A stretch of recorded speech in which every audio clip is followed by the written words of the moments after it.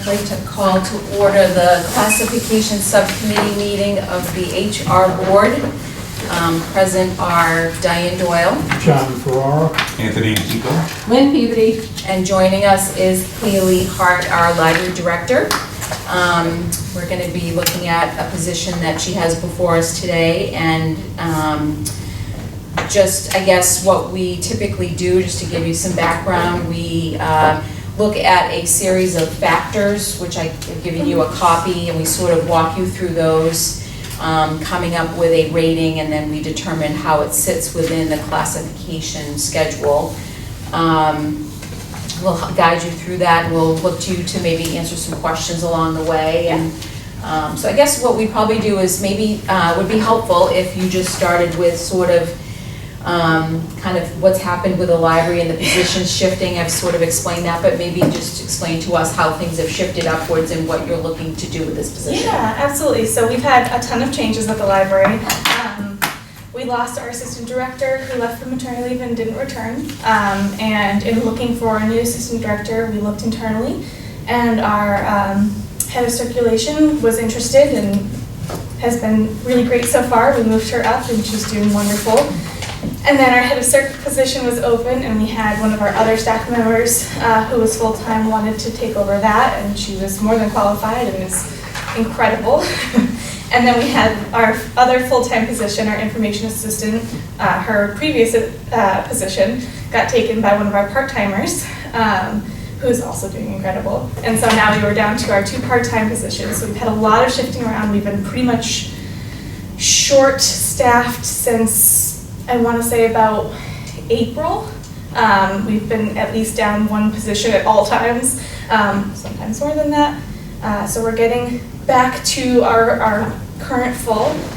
This position I'm just looking for, during this time we've kind of found out that having someone that could be on call would be very, very helpful, especially now that our Saturdays are back. We need at least 2 people in the building, and sometimes if there's a vacation and then someone's sick and we're still short-staffed, things happen. And even when we're not short-staffed, we're a small staff, so things happen. So having someone that can kind of pop in, who knows the position and can just kind of help us work the desks, it's a pretty standard thing for libraries, so I'd love to bring it here. Great. So we'll jump in to the rating, and you've got the schedule there. So we go through a series of 10 different factors. The first one is complexity and judgment. The factor deals with the complexity of the tasks performed, and I'll preface this by saying this is a little unique because it seems like it's a person that's going to kind of jump around and isn't going to be in a permanent role. And just as best you can. I don't have the other one. this big one. I didn't have one. Maybe, John, maybe you could look on with John. So.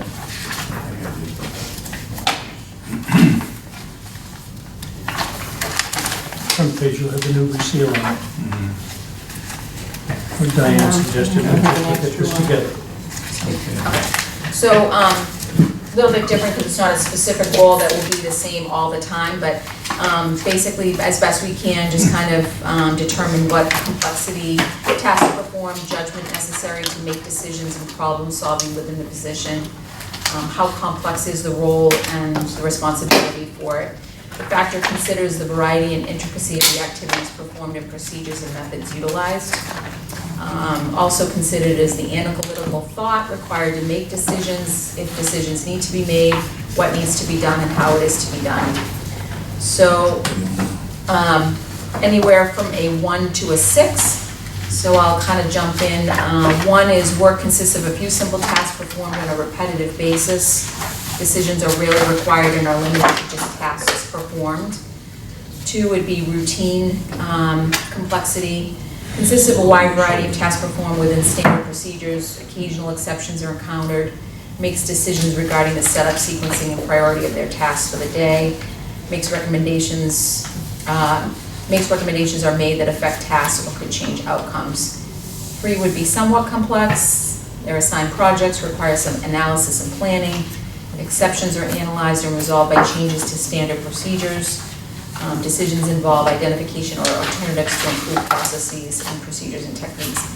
I don't know that we need to go beyond that. So I would, any comments or questions? And again, it sounds like, I guess the question was, do you envision this role just coming in and sort of being an extra body to add to the staff, or would they be filling specific roles if someone were out? Like, how do you envision? So in my mind, this position fills all of our desk roles. So it would be the part-time circulation is essentially that exact job, but with fewer hours. So it's that, sometimes the work with children's desk, but they wouldn't be doing any of the high-level policy making or anything like that. It would just be kind of like routine things. So Okay. I would say 2 on here, but. A 2? Okay. Questions or discussion on that? I have one question on the characterization of the position. It as in my notes, it has substitute librarian, and I said to myself, shouldn't that be assistant librarian? Well, Or so. there must be a reason for that. Yeah, so assistant librarians, like our part-time positions who work pretty regularly, that's an assistant position. Okay. I think ours is called associate. But in the library world, substitute is someone who comes in randomly as needed. Okay. It just kind of Upon being determines. called. Yeah, exactly. It's like an Okay. on-call That librarian. makes sense, Yeah. thank you. I have a question. Sure. Just following up on that dialogue. How often is this position going to work? Sure, so I've looked at budget-wise and also kind of what our time needs are, especially once we're back to full-time. And I think it's gonna be somewhere between 4 hours a month and 20 hours a month, no Oh, more okay. than. So not very, No, it's, unless it's like covering vacations, I think that's the most hours they'll be getting. Okay. Unless something terrible happens somewhere down the line, but I Okay. don't expect them to be working very much, yeah. okay. Okay. So, any discussion on the rating of potentially a 2? Any questions, comments? No, 2. Yeah, two for me. Okay. I forget, does he take a vote after each one? Yes, Okay, so we're making a recommendation for the rating of 2. yes. And then he goes down the line. Okay, John? 2. Tony? 2. 2. Okay. And does he take a vote? I think No, I think that's, we just, okay, so Yeah. a 2. he just goes down and asks each of us. I should know this, I should have watched the tape. Yeah. Okay, thank you. All right, so we're gonna go to the next one. Education, and I know I had brought this up when I first got the job description. I noticed that the education was listed as a bachelor degree preferred, which to me, and I reached out to Haley, I thought that was a little, Strong? yeah, I don't wanna say overkill, but, and so I think you had Yeah. you were gonna make a recommendation to change that. Yes, so I wanted to change it to what we have for our library associate right now, which is high school diploma or GED certificate required, 2 or more years of college is desirable. That's what we currently have for our library associate, and since this is the Okay. same tasks, that would be, High That school sounds- diploma or GED. yes, required, 2 years or more of college is desirable. 2 years or more. Okay. Okay, so in that case, we look at the rating, high school graduate, GED would be a 2. Seems pretty straightforward. Yes, I agree. Okay, John? 2. 2? 2. 2? 2. All right, any discussion on that? You good? Okay. Experience. So I think in here you had said 1 year of public library experience preferred. Yes. So in that case, we'd be looking at, according to the factors, somewhere in the 2 range, 7 to 12 months. You're just looking for someone that has general Yeah, library. has been in a library, Okay. that's my ideal. Okay, John? 2. 2, Tony? 2. Okay. 2. All right. Thank you. Independent action. Independent action refers to the initiative required to perform the duties and responsibilities of the job effectively. The factor also considers the creativity and original thought required by the job and the amount of direction and control received from the supervisor or by standard practices and precedents. 1 works under close supervision, receives detailed instructions and procedures either verbally or in writing. no latitude to making changes in the work, refers all but most routine questions or problems to a supervisor. 2 would work under less frequent supervision, work is defined by standard practice and established procedures, prioritizes tasks and decides if additional information is required, occasionally makes decisions on setup of work, refers all significant problems and or concerns to the supervisor. Would you, I can keep going. Okay, so would you consider, so mostly the only time this person would be on is if it was one of those roles. So you wouldn't necessarily have this person filling in as the assistant Nope, lab? absolutely. Okay. Yeah. That was a question that Mark had. Is this a temporary and occasional role and performing all library operations or just certain pieces? And so from your Yeah, it would just be desk coverage kind of things.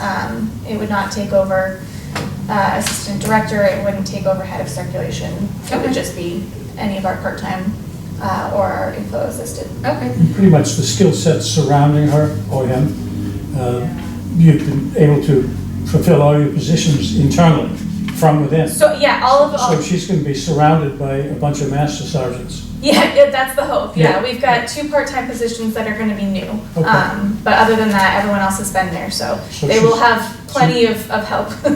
And education as well, yeah. Yeah, oh, yeah. So do you have a thought on landing somewhere? I would think more too, just because there's not that particular kind of work doesn't usually have anything that isn't, like, there's no routine questions that need to be asked to the supervisor every time.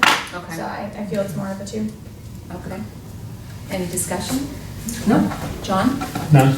Okay. John? Two. Okay. Tony? 2. Okay. 2. All right. All right. Consequence of errors.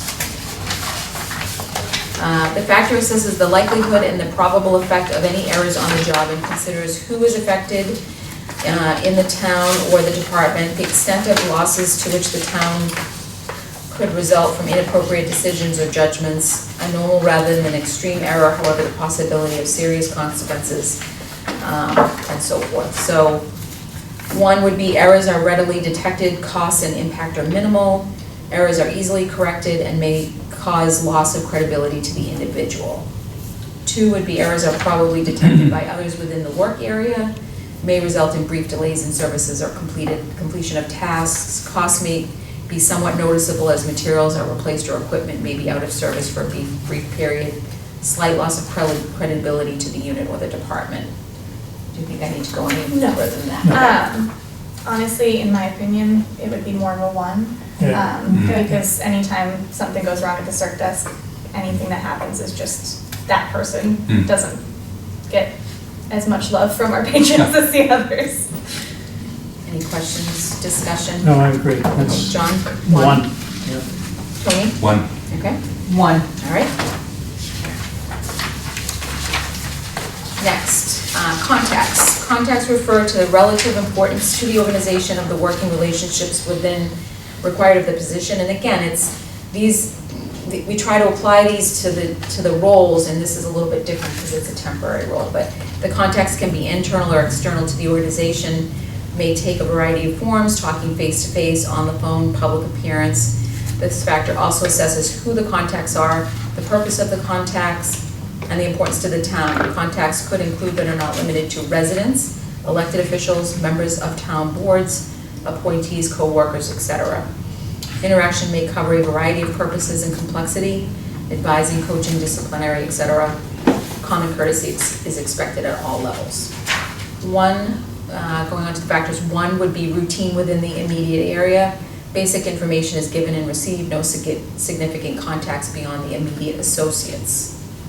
2, routine with occasional discussions outside the immediate area. May involve delivering or receiving of goods. Frequently provides routine information to more than one source. May have occasional contact with the public, town officials, board members, etc. Do I need to go on beyond that? I don't, maybe one more. Okay, frequent and important beyond the immediate associates, requires appropriate tact to discuss problems, act as a resource person, make recommendations or clarify policies. limited responsibility for securing cooperation, regular contact with the public, town officials, board members, etc. Some responsibility to persuade, convince, and secure cooperation and acceptance. And I'll just add here, as Mark always does, we can also go somewhere in between the two. We can sometimes split the difference between a 1 and a 2 or a 2 and a 3. Yeah. So sometimes each category doesn't completely apply. Great. So I'll add that we can split the difference, and oftentimes we do. So any thoughts?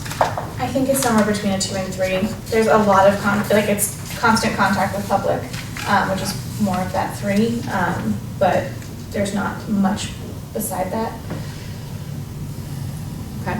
You're thinking 2.5? Yeah. Seems appropriate. That's fine. Yeah, I mean, I think act as a resource person is clear. Yeah. Clarify policy. Limited responsibility for securing cooperation, regular contact with the public. I could see it at those points, but I think Yeah. somewhere between the 2 and the 3 makes sense. And the as needed, she's gonna grow, or he's gonna grow in the position as the hours go up. Yep. As needs Yeah, pop up. yeah. Okay, John? 2.5. Okay. Tony? 2.5. Okay. 2.5. All right. These next two are pretty good, pretty easy. Supervision. Supervision is divided into 2 sections, character and scope. Character would be the responsibility of supervision. The scope would be how many people are supervised by this person in this role. So I'll just jump in. The first one would be character. May be responsible for allocating work, may be responsible for attendance records. 1 to 2. Lead position on allocating work. To me, it doesn't seem like that's No. within the job description, so. Yeah, they're not doing any supervising. Okay, John? Great. So, 0. a 0. Tony? Agreed. Okay, 0. all right. Scope. How many people is this person supervising? I think that's pretty self-explanatory. It would be a 0. John? 0. Okay. Tony? Agreed. Okay. Agreed. Can we go back to the previous one, character? Yeah. I kind of got lost, you kind of went through that quickly, or we went through that quickly. So, the first one was character? Yes. Okay, and then, So 1 to 2 would be a lead position, may allocate work. yep, and then limited supervision, Yes. and then general management? Yep. Okay, and where did we land? I'm sorry. So this, we landed at a 0 because there is no supervision Okay. by this role of any sort. Okay, So the character of the supervision, they're not allocating work, they're not responsible for attendance records, they're not performing any sort of supervisory roles. So Right. it'd be a 0. thank you. Okay, so now we're jumping to 9. Scope is same, right? It's Yes. a 0. Yep. Okay, 9 would be physical demands. This factor considers the degree, frequency, severity, intensity, and continuity of physical activity and intense visual concentration required by the position. Psychological stress and volume of work are addressed in the complexity factor and not rated under this factor. So this would purely be physical demands, and a lot of it sometimes is based on the visual concentration being on a computer, etc. The intensity of visual attention may cause eye strain. The percentage of time spent on a computer terminal importing or extracting data information is ranked under this factor. Intense visual concentration is not limited to just computer use, but is considered reading complex, detailed, or complicated printed material or for extended periods of time is also considered here. So 1 would be no undue fatigue, a variety of activities involving sitting, standing, and walking with visual concentration less than 20% of the time. 2 would be some fatigue, may require infrequent bursts of physical activity, lifting, climbing ladders, shoveling snow, etc. Visual concentration is 20 to 50% of the time. Sitting or standing at a workstation in one position with a minimum amount of movement for moderate periods of time, 20 to 50%. moderate fatigue, frequent moving about, and some heavy physical activity. Involves activities that cause moderate physical exertion or fatigue, such as sitting and standing for fixed periods of time. Visual concentration is greater than 50% of the time. Should I keep going? No, that one. Okay. I believe it's a 3, in my opinion. What would be a proper example of an as-needed job where you're on the phone, bring her in? Yeah, so we would call them in for, if we were short-staffed on a Saturday, and we only had one person and we need 2 to open up. So we'd have someone else on desk. They would be moving books around. We get bins of deliveries, so they'd have to lift those and move them around, so that's kind of heavy. And then they're at the desk, so they're either sitting at the desk for a while or standing or running around with kids trying to wrangle. So there's a lot of movement, and a lot of lifting. Okay. So you're Did you looking have a at recommendation? My recommendation would be the moderate fatigue 3. 3. 3. It's also a lot of staring at tiny little boxes that look like they're from the 90s. Our computer system for the library it's an old one. Antediluvian, Yeah. yes. Any further discussion? No. John? No. 3? 3. Tony? 3. Lynn? I was thinking more like a 2.5, Okay. but, you know, this, if you're thinking a 3 and the rest of the board thinks a 3, that's fine. I can support a 3. It As long as looks she to, knows the meaning of antediluvian. to me, it looks like the difference between a 2 and a 3 Primary really, example, yeah, antediluvian, primary example. to me, the difference between a 2 and a 3 appears to be focused on the amount of time spent on the computer, because they both have frequent requirement, movement, involves activity, physical activity, etc. So, would you say, what percentage of the time do you think they would be on a computer? It depends on which day we bring them in. If we're bringing them in for a desk day, if it's a slow day, that's almost the entirety that they're there. They're probably going to be on the computer. If it's a really busy day, I'd say about half the day. But we use their system a lot. Okay. So that pushes it back to 3. Does that help? That's fine. Okay. Yeah, Great. 3 is fine. All right. And lastly, working conditions. Working conditions evaluates the disagreeable aspects of the job environment from the point of view of employee safety and comfort. The degree of severity of workplace hazards is considered.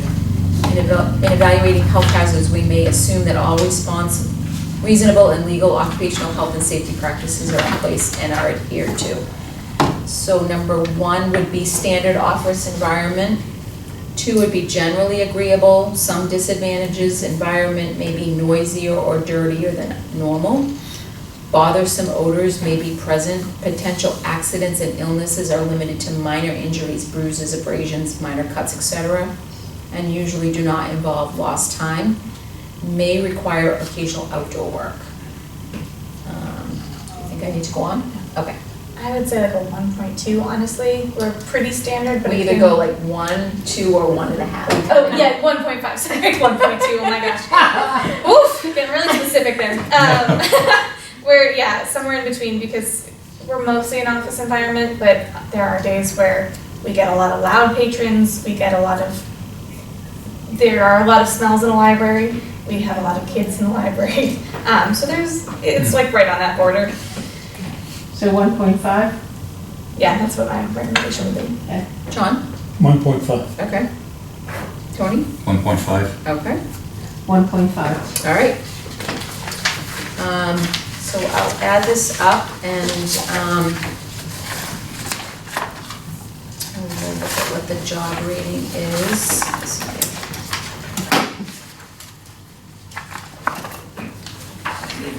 I need my trusty calculator so I don't make a arithmetic error. So we've got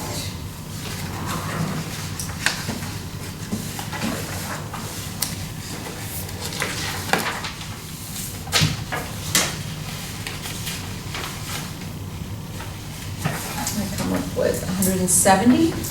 Did anybody else check my math? Nope. Nope, okay. We're trusting you. Aren't you our tax person? Yes.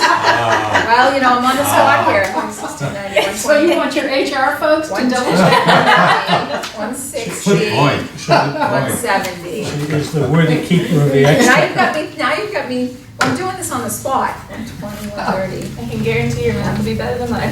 That's why I'm a librarian. 70, actually, you're right, I'm wrong. See? Do you want me to get out my calculator? No, you can, I'll double check me. I'm gonna get you an HP 12C. Whoops, that's why.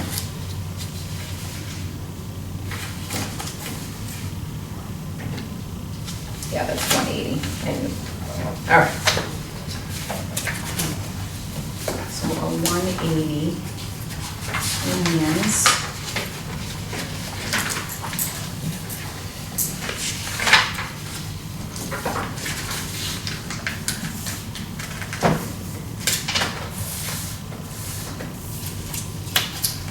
basically lands as a 13.2. It actually lands in the same category, well, library associate circulation, library associate youth services, and this is updated. Youth services like library Library associate. youth services. So it's a 13.2. Yep. Okay. Makes sense. Any questions, discussions? No. Everybody feel good about that? You have this one, don't you? I think I do. Pretty good reference sheet. Well, that's the range, that's the salary Yep. range ones, okay. 13.2, Yes. okay. Great, thank you. Awesome, thank you All so right. much. Thank you. Thank Nice you. to say hello. Oh, nice to see you too. All right. And you got my other email, the letter that I. I did just look at Okay, it. and Thank you so much. I'll mail her a copy, but I. Yes, no, that's Okay, good. awesome. Thank you so much. All right, Have a good night, everybody. thank you. Thanks, you too. All right.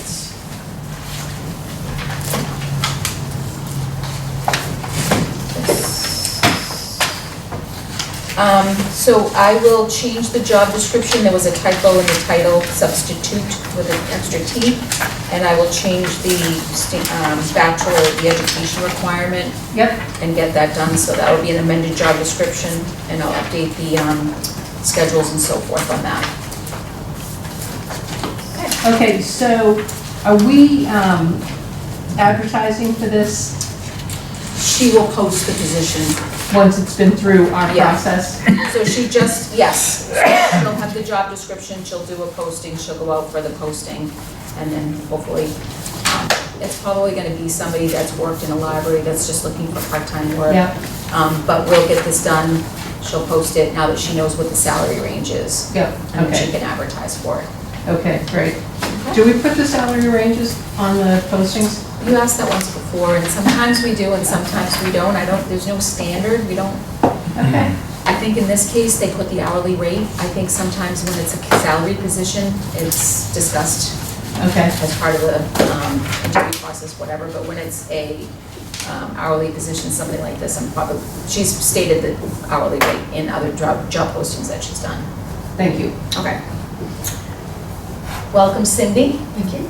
Thanks for being here. Sure. All right. You've been through this process before? Yes. And we've already gone around the table, but do you know everyone, John? I do know Oh, Tony. John, you're on the board, okay. I know Tony. Okay, and Lynn, Peter. Nice to meet you. Cindy as well. Awesome. Yes.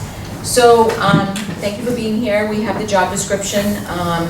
We'll go through the factors. I think what might be helpful, especially with this job description and the potential changes and so forth, it might be helpful if you sort of give us an overview of what brought you to make the changes and kind of how you see the role moving forward and sort of just give us an overview of how the position may have worked. Okay, so the position initially is the program coordinator position, which is the person who handles all of our programs. They are the one, I mean, obviously I'm helping with that, but Kathy is our program coordinator and she schedules and coordinates everything, whether it's volunteer instructors, like we have a drawing class that is a volunteer instructor, or paid instructors like our exercise programs that we have. to game night, to major events that we have. Like we have a Thanksgiving luncheon coming up, Veterans Luncheon. A lot of different moving parts to putting programs together. When you think about when you have someone over your house and you're going to have a party or whatever and you're planning a party, she's doing it for 70 people sometimes. So we want to make sure that we've crossed all our T's, dotted our I's. So that position has grown exponentially since I started here 4 years ago. When I came, it was October of 2020, so we're still in the throes of COVID. There was nothing on the calendar because we were not open to the public. By the time Kathy came, we were open to the public, but there was limited things happening. So we were trying to basically rebuild the program. People got used to isolation and not coming in to see us and doing things remotely, so we were trying to rebuild. And there is a stigma to councils on aging that they're here for people who need Meals on Wheels and they play bingo, and that's it. So we were trying to grow. We service people 60 plus. We were trying to meet that 60 area age group that we were not really touching before, but we have people that come that are in their 90s. So from that to that and everywhere in between, we're trying to create programs that appeal to everybody. Can't please everybody all the time, but we try really hard. So her job is very complex. Trying to come up with new ideas. We listen to what people say. They have a lot of ideas that they want. We wouldn't have had pickleball if we didn't have someone come in and ask for that. And that's turned into a really big program for us, where we've collaborated with the recreation department to get that into play. So there's a lot of sort of moving parts to her role. The reason why I am looking to change her position is because in addition to all of the programming things that she does, she is taking on a lot more responsibility, and I also feel it's important to have a backup plan as the director of the department when I'm not there, to have someone else in charge and not just leave for vacation, say, and basically say, good luck, leave me a note, I'll deal with it when I get back. I would like to have someone that staff can go to, that the public can go to if there's a need, who can make decisions. Was basically my thought process with this. Great. Any questions? So is this a new position then? It would be morphing the program coordinator position to assistant director, so it would still include all of her program coordinator responsibilities. Yeah? And then the additional responsibilities. For example, I would like to add her supervising one of the staff members. She already oversees a lot of volunteers that help her with different programs, but it wasn't necessarily in writing before. She oversees the NEAT program, which is a transportation program that we use here. She's sort of the go-to person for that and coordinates all of that. So it's sort of a new position, but really just, basically I'm trying to elevate her So there's somebody in the position now? in the program coordinator position, yes. Okay, and so she's not going anywhere, as far as we know. And so you're just coming in to reevaluate that position? Okay. Upgrade it. Yes. Yep. And then she is a virtual octopus. She's got 10 strings every day when she arrives. And she's pulling up. A lot of detail. So Cindy, would you see this role, so again, we're rating the role, not the individual. Right. So you're not gonna fill a program coordinator role. You're taking the program coordinator role and saying that you recognize that there's a need for someone to be sort of that secondary management level. So would that be, it would be a permanent, kind of, she would take on more responsibility permanently, but there's also times when you would be out where she would step in. So there's kind of two parts to that. One is she's going to take on more responsibility, but then there's also, in the absence of, on an irregular basis, she would be stepping in as the manager. So we keep that in mind, I guess, as we go through the rating.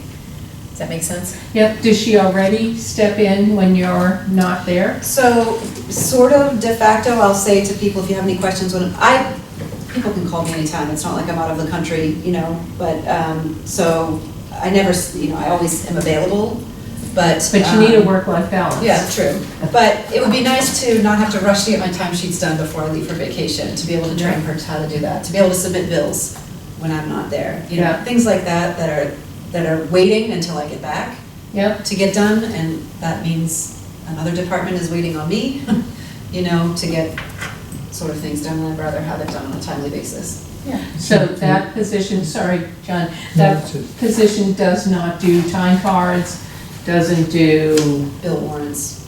okay. So I would like to be able to have her do that in my absence. Okay. Not on a regular basis, just when I'm not there. Which is a step in the event of requirement. It's good continuity building. Well, I was gonna say the same thing, I know myself, it's nice to know that if you're gonna be out, that there's not a fear that, you know, things are gonna go unattended or, Or south. yeah, and it's just nice having that dual, training. Well, I think it's also nice for the staff to have one person to go to when I'm not there, that they know that she can make decisions in my absence. Yeah. Where do the staff go now in your absence? They still reach out to you? Sometimes they Yeah. will, or things just wait till I get back. Okay, Or they might ask her, but it's not a formal, you know, I haven't formally said in my absence. Kathy can okay, so do this it. is gonna be a shift. Correct. She's going from coordinator to vice president. That's a smart move. It is, and it gives you some continuity. And for any institution, that's important. Well, with the growth of this department, I think it's important. And we just keep growing, so, Yeah. which is the goal. So what was helpful for me is that there's two, like I said, there's two parts. There's added responsibility, but then also management step in. So as we move through the classification, you know, just keep that in mind. So, one more thing, please. So I think in this one job description that, Diane, you gave us, it's marked up, Yes. right? So are these the new, duties? There's a lot of new duties. Right. So this was emailed in red line version? Yep. Yeah, okay. I just printed an extra copy just so we had it before Yeah, us. and the one that we had, from Mark was, accepted. The markups were accepted. Oh, Yeah. okay. So it's interesting to see the one that's marked up, that's good. Oh, okay. I didn't realize that that's what he sent you. Yeah, yeah, because I printed it and. Well, maybe as we go through it, you could sort of Yeah, step so I've in. had to make many changes. For example, the location was still the round school, and we've been here for 2 years. So I'm not sure when the last time, I've been here for 4 years, and this is the first time I've touched this job description. So there were a lot of things that were out of date here. So- Yeah, it looks like 2017, Yeah. right, was the last time it was reviewed? Yeah. Oh, yeah. Tough, right? Yeah. Yeah. Check that. Oh, and there's an increase in hours. Yep. That already had gone into effect. That had already gone into effect. Okay. So When, I how think- long ago has, Is that a year ago? I think it was about a year ago. Maybe a year. did that change come through just in the budget process? So that change, what will happen is if there's a change in the staffing hours, Yeah. it's not necessarily materially changing the fundamental responsibilities of the job. It's a budget issue. Right. So that doesn't come before us. So that was changed probably as part of the budget. Yeah, yeah, I'd gone through Tracy. Yeah. Yeah. Okay. So this is the program coordinator position. I'm just looking to see if it.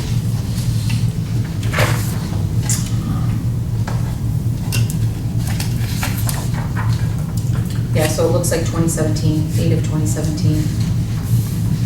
Okay, so should we jump into it? And then Cindy, if there's markup things that you wanna, point out what's changed or. Well, there are 4 or 5 markups that I do with one question mark. Sure. Coordinates, meals, compiles, submits, coordinates, schedules, guest chefs, et cetera, et cetera. Why are they scratched from the job description? So Meals on Wheels is a program through HSpan. That's not something that we coordinate. Okay, And quite honestly, the person who deals with that is the outreach coordinator. Okay. To me, that's more outreach than it is a program. all right. So I removed that from here. As far as monthly statistics, any statistics for Meals on Wheels I get from HSpan. Okay. Statistics from NEAT come directly from NEAT. Volunteer hours I actually keep track of. She does have, so every time we have a program or event, we have a sign-in sheet, and we track that. It goes right into we actually have a volunteer who helps us input those into our database system, and then I can run reports right from there. Okay. And then as far as the guest chef luncheons, that's something that used to be done at the Council on Aging, where a member of the public would cook a meal at home and bring it in. We don't do that anymore, Okay. for a multitude of reasons. Makes sense. Any other questions before we get started? No, Okay. I have one more question. Of course, I thought that we were gonna get out quickly. So where does your food come from? So we have everything catered. So Yeah. if we do game night, we'll order from Pomodori's. If we Okay. do our Thanksgiving luncheon, generally that's with Starboard Galley. Okay. You know, there's different places that we reach out to, so. Okay. yeah. Good, thank you.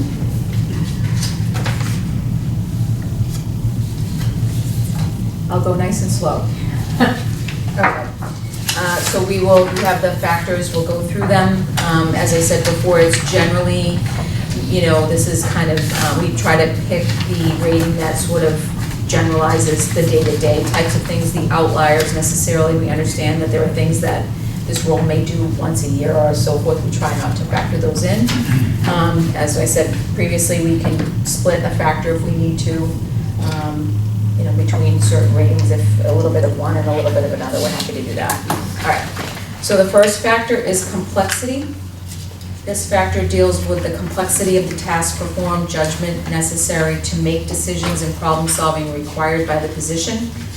Complexity refers to the variety and degree of difficulty of the work performed. Judgment and decision making refers to the use of knowledge and experience in making decisions. This factor considers the variety and intricacy of the activities performed and the procedures and methods utilized.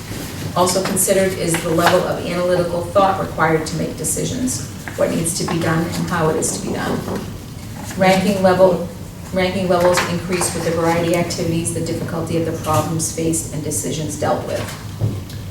So one would be highly repetitive, where it consists of a few simple tasks performed. Jump up to the next one. Routine would be work consists of a wide variety of tasks performed within standard procedures. Occasional exceptions are encountered that may require analysis to resolve. Makes decisions regarding the setup, sequencing, and priority of tasks. Makes recommendations that affect tasks or can change outcomes. 3 is somewhat complex. Assigned projects require some analysis and planning. Exceptions are analyzed and resolved by changes to standard procedures and techniques. Decisions involve identification of alternatives to improve procedures and techniques. 4 would be complex. Work may require modification of existing procedures or the development of new methods. Analysis and planning are integral parts of the position. Exceptions require in-depth analysis and are resolved by changes to administrative and technical procedures. Decisions made are exceptions to standard practice and are precedent setting. 5 would be highly diverse and complex. Work involves planning, analysis, coordination of major interrelated activities. Makes decisions where in some cases established policies are inadequate. Recommends change to established policy. I don't think you need to go further. Thank you. Okay. Thoughts? 3.5. 3.5. I do it somewhere between 3 and 5, somewhere in that variety, probably 3.5 to 4. So when under 4, where it says planning integral parts of the position, that means she plans program. So whether that's, coordinating with vendors, outside vendors, and internally, making sure we have, so we don't just do things at the Council on Aging. Yeah. We use Peter Hall several times a year. We have to coordinate the use of that location. We have exercise programs over at the field house. I actually go through the rec committee to secure that location, so that's, planning out that location with their times that are available, that kind of a thing. We use the basketball court behind for pickleball, so, and then planning instructors and all that other kind of thing. So The only thing I can say is that in terms of number 4. Right. I mean, That you that's picked. the crux of what her job is, Yeah. is planning. Yeah. I Yeah, see makes the sense. exceptions require in-depth analysis and are resolved by changes to administrative and technical procedures. That's where I think, and then the decisions are made are exceptions to standard practice and are precedent setting. I see Right. that really as the director role. Right. Okay. So I would probably agree with Lynn, and I would probably say a 3.5. Yeah, Hmm. 3.5. Okay. Any questions, discussions, comments? No? John, No, I think that's a Yeah. 3.5? perfect number. Tony? Yep, 3.5. Okay. 3.5 is All right. right. Next one, education. This factor reflects the minimum level of formalized education training required to perform the job requirements. Education is most commonly acquired as a result of time spent in high school, college, and other formal instruction programs. I think it's fair to say I could jump into the next page and start with the ratings. Yes. Okay. Yeah. I think it was a Bachelor's? bachelor's degree. That's what I'm saying bachelor's degree or equivalent work experience. Prior to, it was high school diploma or GED. So bachelor's degree required or No. preferred? I would say preferred. Preferred. Yeah, Preferred? I didn't know how to word that, so. So typically, we say bachelor's degree preferred. The work experience in terms of years of service is usually stated separately, because we obviously look at experience and education in two separate sort of factors. Okay. So you're saying bachelor's degree would be preferred, it's not a Not requirement? Okay. Is an associate's degree required? Would you take somebody with a high school diploma? So to me, that would depend on their work experience. So, for example, this particular person who's in the position now has 25 years of experience as an activities director. She does not have a bachelor's degree. She's this close to a bachelor's degree, but. So she has an associate's or 3.5 years of higher ed? Right. Okay. But her experience is what Yep. drew me to her. So I don't want to disqualify someone because they don't have a bachelor's degree or an associate's for that matter. But it was less about her education and more about, Multitude of experience. Okay. right. But someone who has a high school diploma or GED and 2 years of activities director experience wouldn't have been my pick. Yeah? You know, just because of the amount of experience she's had. Working with this particular population is very different. So that, I mean, I would say preferred in terms of a bachelor's degree, but I see your point about associates. Yeah. But I don't know if I want to say that that's required.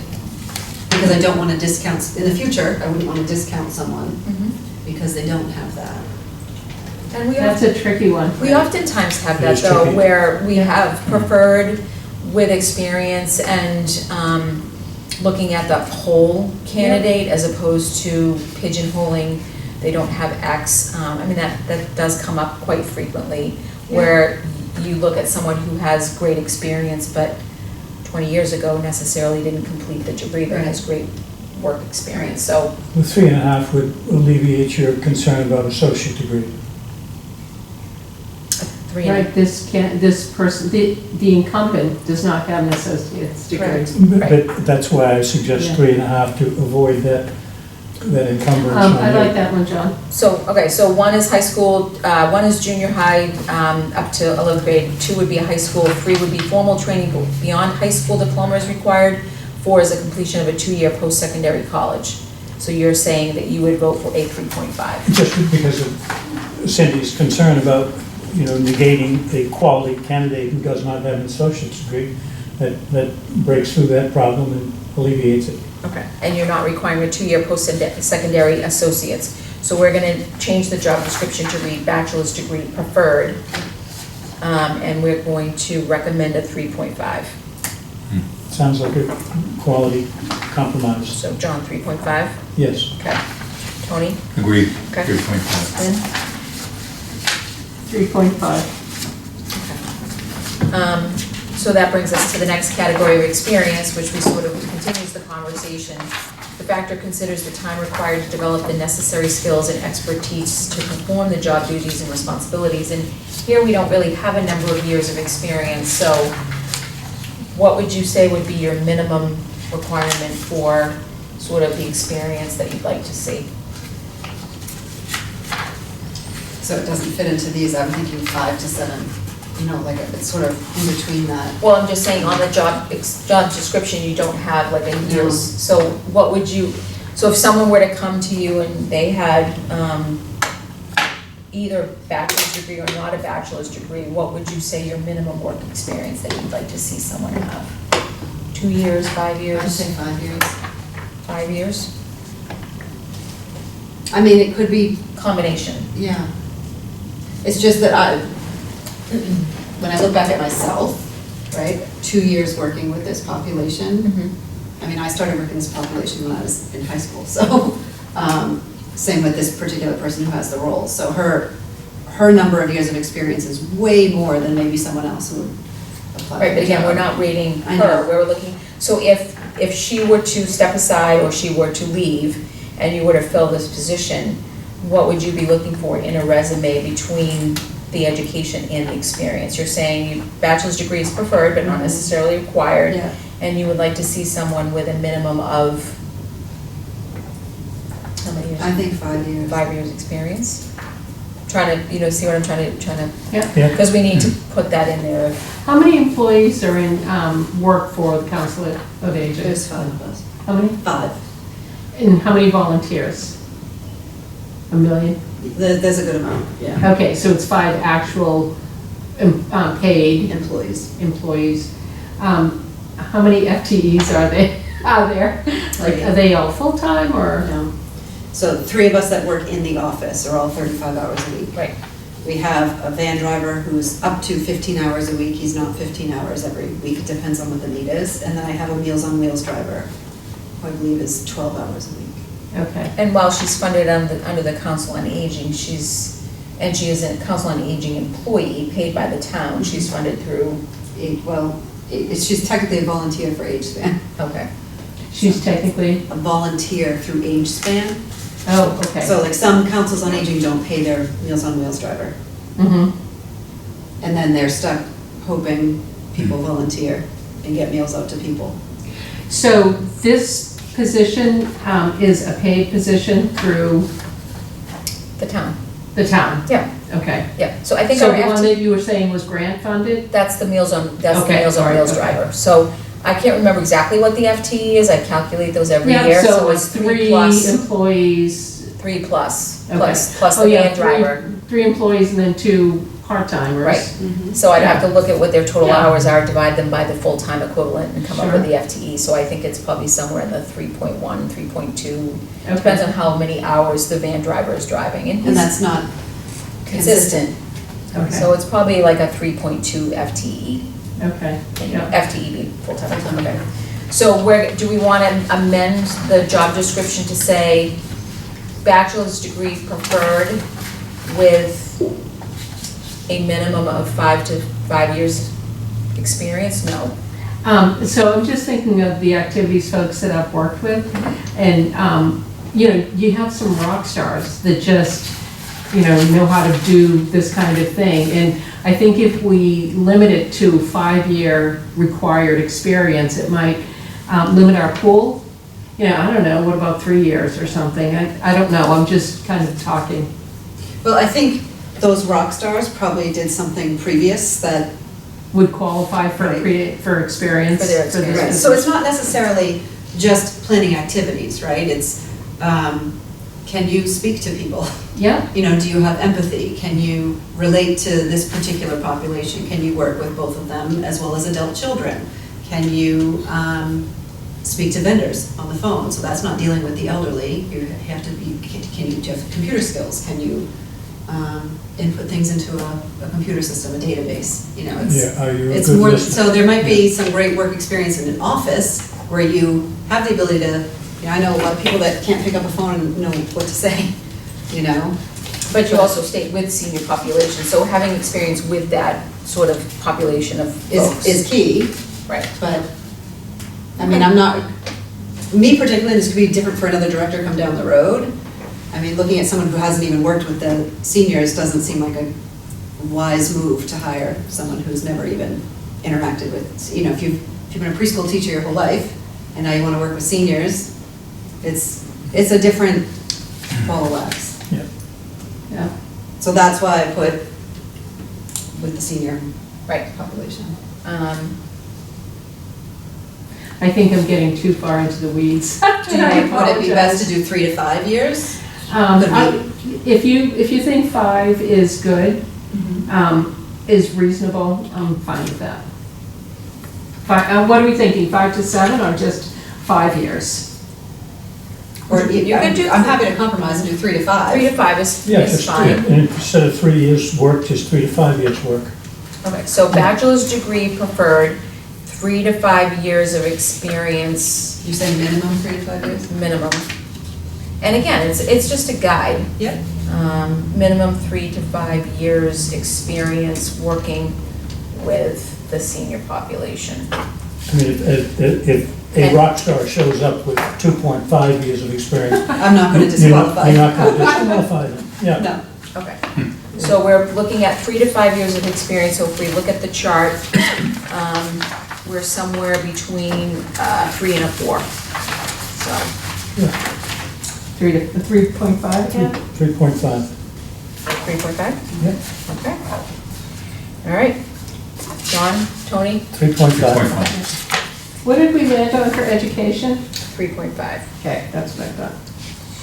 Okay, now we're gonna get into the meat of it. Independent action. Independent action refers to the initiative required to perform the duties and responsibilities of the job effectively. This factor also considers the creativity and original thought required by the job and the amount of direction and control received from the supervisor or by standard practices and precedents. I'm gonna jump to, 1 is works under close supervision, doesn't seem appropriate. Works under less frequent supervision, works under occasional supervision, proceeds on own when majority of duties are defined by general instructions, established methods, or clearly defined precedents, uses initiative and/or ingenuity to identify potential problems and conducts research to determine a viable solution and discusses results with the supervisor, refers unusual problems to the supervisor. 4, would work within general direction and guidance, plans and carries out plans and activities to attain definite objectives, applies policies or standards widely accepted within the occupation or profession. Assignments may involve creative work and/or innovation. 5 would be works independently on general assignments, plans and carries out broad assignments of a major department often involving other related activities and disciplines, takes action without reference to superiors except when policy changes are required, major investments are involved, or long-term programs are affected. I'm looking more towards a 4. Okay? She does do a lot independently. Yes. But I would say anything major should be coming to me. So Okay. I would tend to go with 4. I agree. Agreed. 4. 4? Okay. All right, consequence of errors. This factor assesses the likelihood and the probable effect of errors on the job and considers who is affected, a unit within the department, the entire department, the town, or the public, the extent of losses to the town which could result from inappropriate decisions or judgments, a normal rather than extreme error, however, the possibility of serious consequences, and is given consideration, and how easy the error is to correct. So 1, errors are readily detected, may cause loss of credibility to the individual, cost and impact are minimal. 2 would be errors are probably detected by others within the work area. Errors may result in brief delays in services or completion of tasks. Costs may be somewhat noticeable as materials are replaced or equipment may be out of service for a brief period. Slight loss of credibility to the unit or the department. I don't think I'd go beyond that. Okay. I'm just trying to think of what kind of errors that would cause any kind of impact. Well, like you mentioned about vendors, Yep. and so if there was miscommunication with a vendor, or this person didn't contact a vendor that was needed for an event, you know, something like that. So in that sense, it would create a loss of credibility for the department. It would, be the COA didn't do this, the COA didn't do that. It wouldn't be this person, Mm-hmm. I would tend to go with the 2. I mean, So if most things something were to go are gonna do awry and a 1.5. program was scheduled, but something happened, she would be coming to you and trying to problem solve together. Right. She wouldn't be, She wouldn't independently try to fix it. Okay, so the food didn't get ordered correctly for the Thanksgiving lunch, and so, and you happen to be out of town. You know, that's probably one of the worst I can think of, I right? mean, Because you have 70 people showing up for Right. lunch, right? right. again, we have to consider outliers. So the fact that she wouldn't be able to reach Cindy to problem solve or come up with. Right, a plan. Um, So the thing is I'm trying to look at this from more of a role perspective and not the Yeah. person perspective, Mhm. Yeah. because this particular person doesn't make errors. But I have to think critically about, the Yeah. role.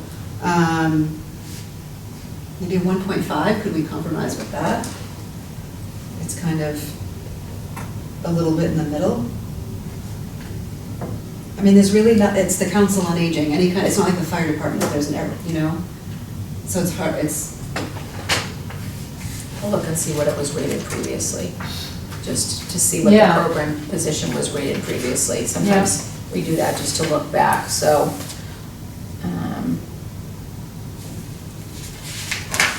I think if there's an error, the main issue would be the financial loss. Well, also, if you have 70 people that don't get lunch, you know, It's the credibility of the department. Yeah, the reputation. Yeah, it's a solid 2. So it was previously rated a 2. That's it. Okay, yep, So, is that helpful? yes. So 2? 2. All right. All right, the next one being contacts.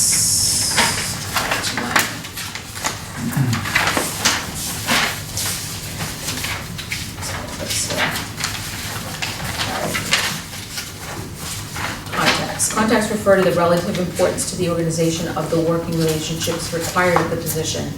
The contacts can be internal or external to the organization. May take a variety of forms, talking face-to-face, on the phone, public appearances, and the media. This factor also assesses who the contacts are, the purpose of the contacts, and the importance to the town. Contacts could include, but are not limited to, residents, elected officials, member of town boards, appointees, co-workers, etc. Interaction may cover a variety of purposes and complexity. Common courtesy is expected at all levels. 1 would be routine within the immediate area. 2 would be routine with occasional discussions outside the immediate area. May involve delivering or receiving goods, frequently provides routine information to more than one source, may have occasional contact with the public, town officials, board members, etc. 3, frequent and important beyond the immediate associates, requires appropriate tact to discuss problems as a resource person, make recommendation or clarify policies, limited responsibility for securing cooperation, and has regular contact with the public, town official, board members, some responsibility to persuade, convince, and secure cooperation and acceptance. I think that's any higher than that. And look at 4. Can we look at 4? Frequent and important for the purpose of clarifying town procedures and resolving issues. Requires the use of interpersonal skill to clarify the contact's issue and to communicate information clearly. Requires in-depth professional knowledge of the subject being discussed. So, as a small department, for example, we had someone out today, so that left 2 of us in the office. So we don't just put that particular person's role on hold. It was an outreach position. We fill that role when that person's not there. So I would say she is definitely speaking to the public on a regular basis. We have board members that come in that, she might not be at our council meetings, but she is interacting with council members. Many of our programs, there are several select board members that attend those programs, so she's interacting with them. So it's on a regular basis that she's not just dealing with this, not just dealing with other staff or the seniors that come. It's all these other people that she's working with, whether it's face-to-face or telephone or whatnot. Yeah, there are 4 board members and he's at least one select board member who's always in that building at Kent Street with Kathy and you and your staff. As far as requiring the use of interpersonal skill to clarify the contact's issues and to communicate information clearly, I feel like she does that on a regular basis.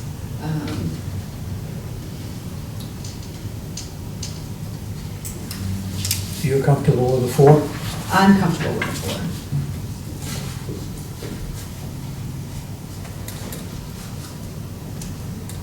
4. I mean, she's having in-depth conversations with folks about programs and, But sometimes she is putting that outreach hat on, right? So we all have to know what resources are available, so. also, I would think that this position would probably have to deal with personal situations that arise out of a senior and maybe, I'm guessing, situations, crises, Right. et cetera. So maybe there's a situation where, you know, I don't know how often that would happen, but where there really needs to be in-depth discussion and professional knowledge about, you know, where do I go, what do I do, Right. kind of a thing. So, That's what I mean by the resources, that we're all up to date on what's going on, what's available to the seniors in this area to assist them in certain, whatever their issue is that they come to us. We try to direct them to the right place that they can get help. I see it as above a 3. I definitely could be a 4. I looked at both the role of the program coordinator previously, it was a 2.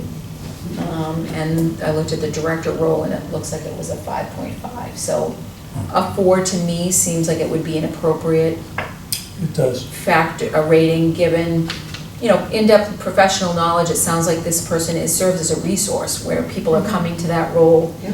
to, you know, problem solve or answer questions or coordinate. So I think I could go with a 4.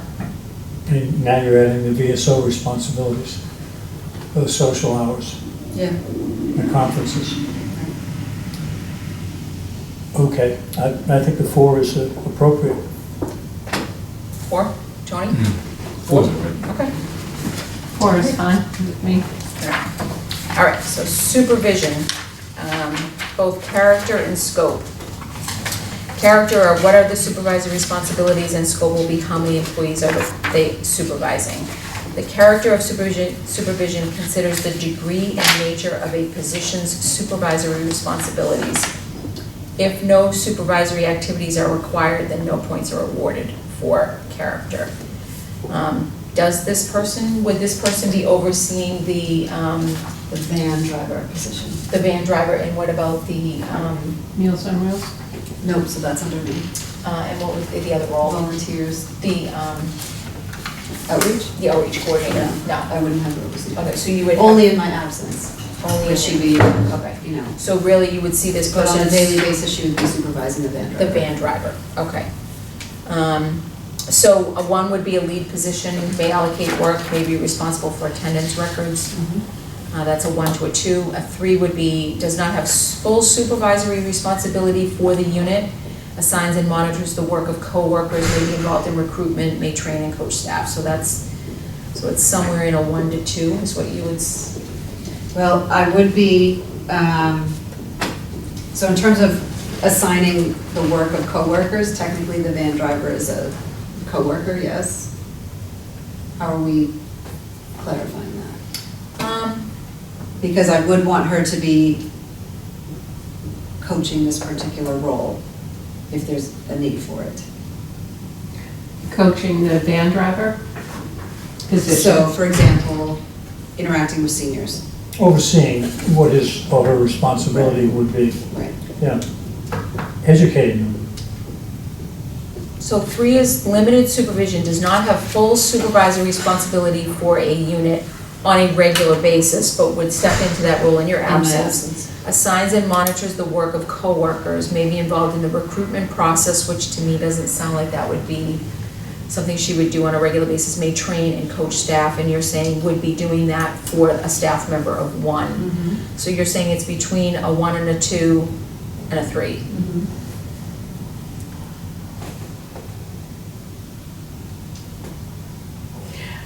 Even though it's a small department, you don't see it bumping up to a 4?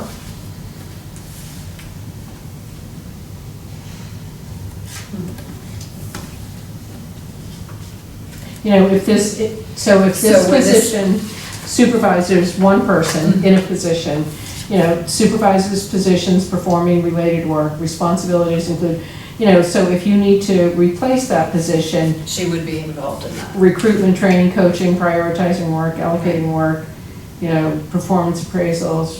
Quite honestly, if she's supervising that person, if there was an issue, I would think it would be her to recommend a termination. And then have to train the replacement. Right. Does that bring it to a 3.5 or all the way to 4?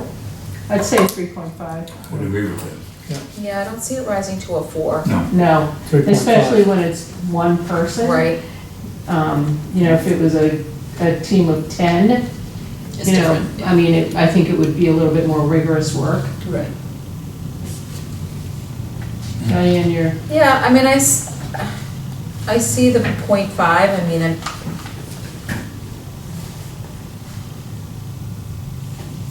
Sort of reaching down to terminations aspect. yeah, are you thinking a 3? yeah, I'm kind of between a 3.5 and a 3. Okay. Because it's a position, a department of 1 or a position of 1, I could go back to a 3. Supervises positions performing related work.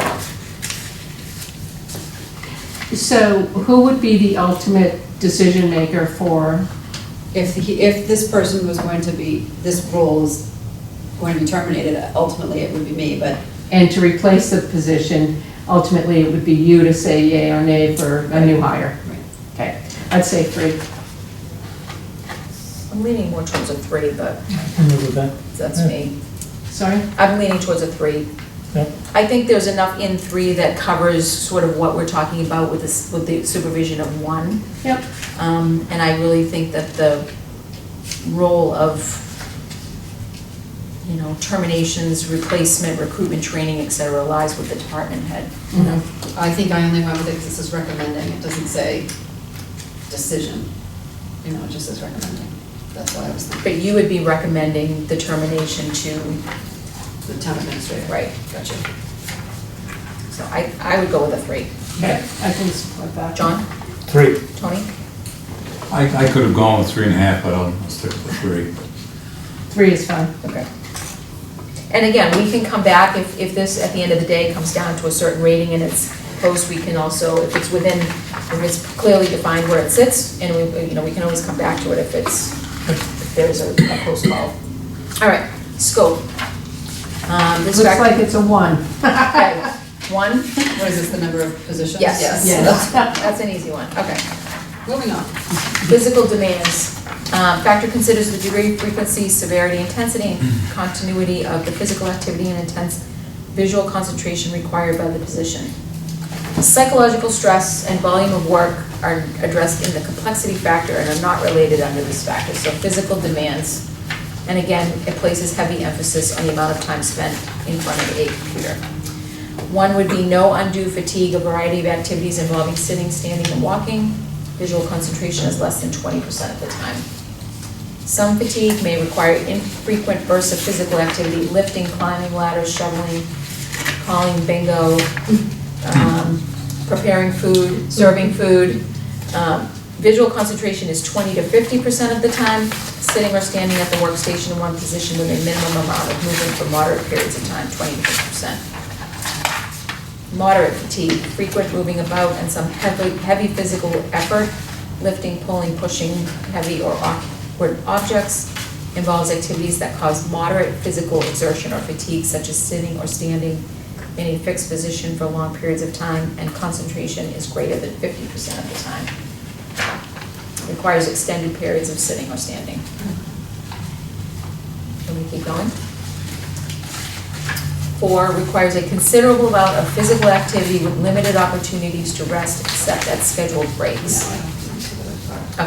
Okay. I'm inclined to say 3. So we are moving things a lot, like something as simple as serving meals. You know, you're passing things out, but whatever program we have going on, we have a closet downstairs, we're taking materials for that particular program out, we're setting up tables, we're moving chairs, things like that. She is also on the computer. I won't say 50% of her day is on the computer, but depending on what cycle we are, you know, if we're closer to the newsletter and she's putting her calendar together, she's on the computer more. If she has a lot of calls for neat rides, she's on the computer more. That's not, you know, I can't say every day she's spending 50% of her day on the computer, but I'm inclined to say a 3. There are some physical demands. That's why our tables are on wheels, because we're constantly moving stuff around. So are you saying a 4? And I you're good don't at- know if I need to go to a 4. No, a 3? I would say a 3. Okay. You're good at recruiting board members to strike Christmas trees and put up ping pong tables, so they don't have to. Frequent moving about, heavy physical effort, lifting, pulling, pushing, involves activities that cause moderate physical exertion or fatigue, visual concentration greater than 50% of the time. I think a 3. Yeah, that's right, correct. Alright. And finally, working conditions. Working conditions evaluate the disagreeable aspects of the job environment from the point of view of employee safety and comfort. Degree of severity of workplace hazards is also considered. So 1 is agreeable, few disadvantages, standard office environment.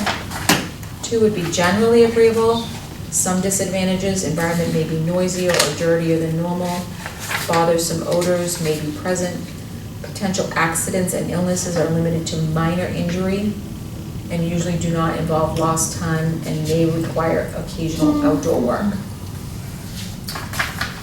I don't think I'd go past that. Okay. I agree. I would say a 2. I mean, yes, it's an office environment, but sometimes we're on the road, like to Peter Hall, and we're moving everything over there. We are not about shoveling the seniors' walkway when it snows, that does come about, but that's not the norm. So as far as occasional outdoor work, that's not really the norm for us, but as far as this potential accidents, minor injury, the only thing I'm thinking of is when we're in the process of moving Dropping a things. table. Right, or cutting your finger on a knife. Right. Or, you know, something like that. Right. I would say 2. That's fine. Okay. Yeah. That's All right. fine. I'm going to do the math. There you go. We'll give it a shot, Lynn. Yes. We have all the faith in the Yes. world in your math abilities. On the spot. Yeah.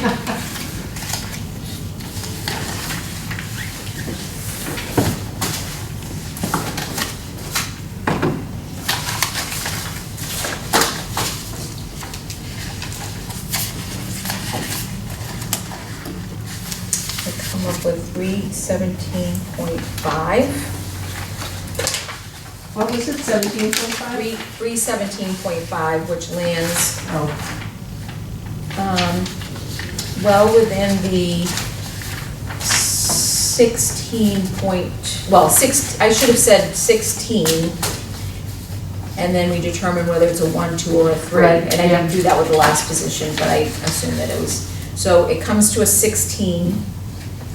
It was previously a 14.2. So it comes to a 16, so a 1, 2, or a 3 at the end is how readily available are candidates to fill this type of a role. 1 is that there's a plethora of them, you could, you know, you've got a multitude of people that could apply for the position. 2 is it's a little bit more specialized in terms of what the role is.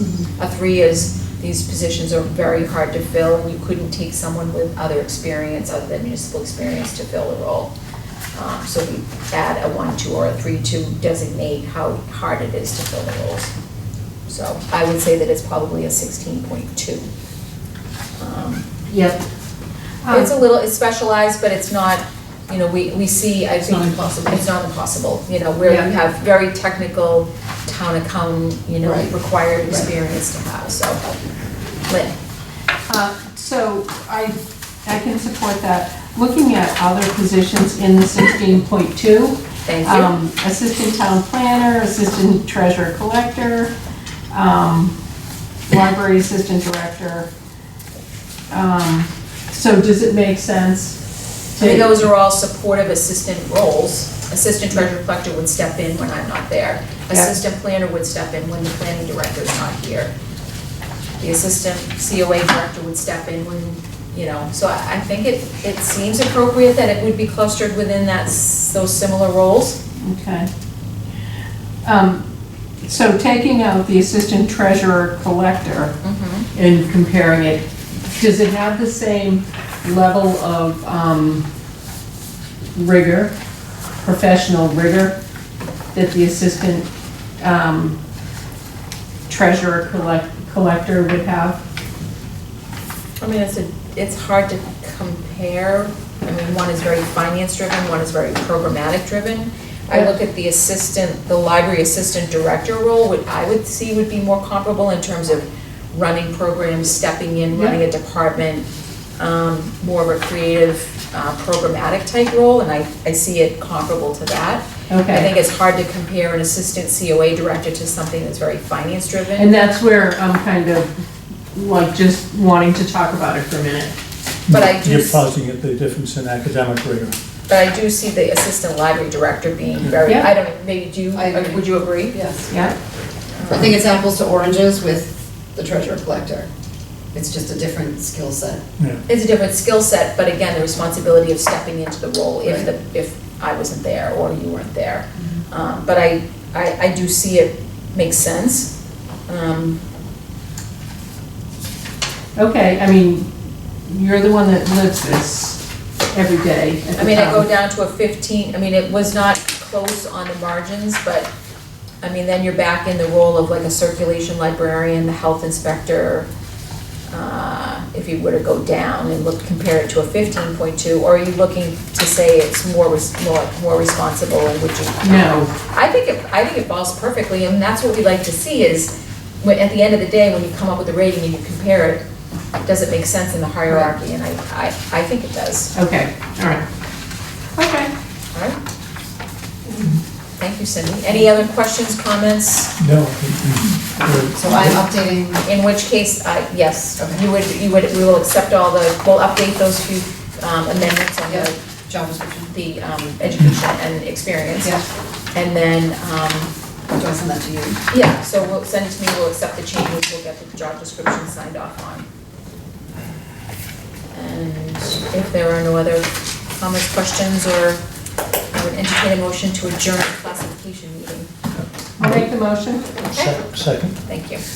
We are adjourned. Thank you for the conversation. Thank you for having me, I appreciate it. Thanks, Cindy.